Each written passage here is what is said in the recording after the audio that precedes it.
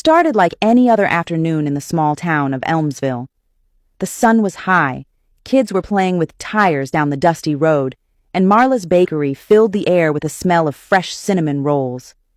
Nothing ever really happened in Elmsville. People worked, rested, told stories by lantern light, and lived quietly. But all of that changed the day Silas arrived. He didn't come in a car, or even on a motorbike.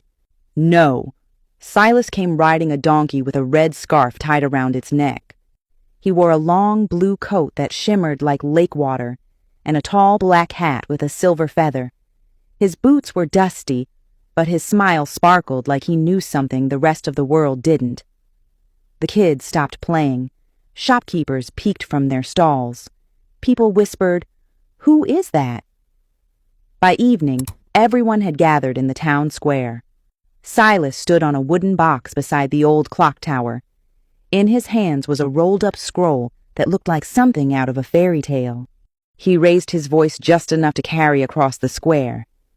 "Good people of Elmsville, you live on Earth, but have you ever thought about owning land on the moon?" There was silence, then laughter, the kind of laugh people let out when they think someone's joking but aren't sure.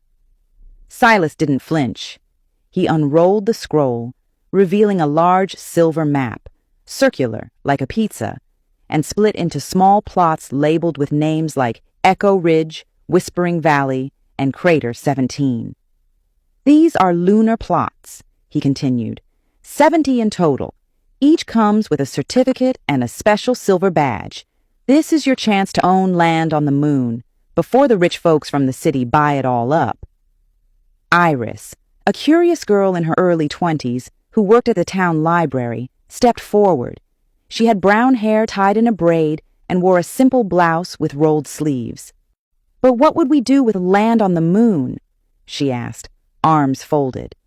Silas smiled warmly, like he had been waiting for the question. "Soon people will live there. They'll build homes, farms, even schools. Investors are lining up. But you, yes, you, can be ahead of them all." Murmurs ran through the crowd. Bambutu, the elderly man who spent most of his days on a bench outside the barber shop, leaned over and whispered to his neighbor, "I always knew we'd go to the moon someday." Silas went on to explain that each plot cost only $200. If you bought 5 or more, you'd get a bonus badge and an invite to the first Lunar Council dinner, once the moon town was ready. People were skeptical, but curious. That night, as lanterns lit up porches and crickets sang, Elmsville buzzed. In her small kitchen, Marla, the bakery owner with a soft heart and hard-working hands, sat staring at her savings jar. She had been saving for a new oven, but the thought of owning land, Moonland, lit something inside her.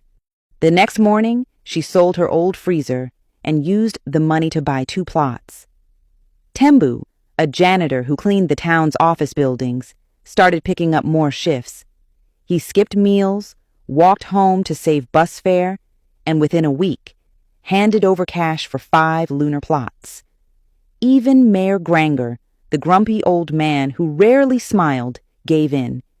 He wore sunglasses the next day, trying to hide his face as he handed Silas money for Crater 11. For a week, Silas became the town's guest of honor. Every night, he held meetings in the town hall.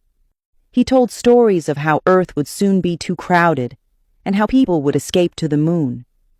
He showed blurry photos of buildings under construction and shared news about moon currency that doubled overnight. He even mentioned a lunar water company he was part of. People who had once struggled to buy groceries were now trading in old furniture, selling their chickens, and pooling money to own a piece of the moon. Iris stayed quiet.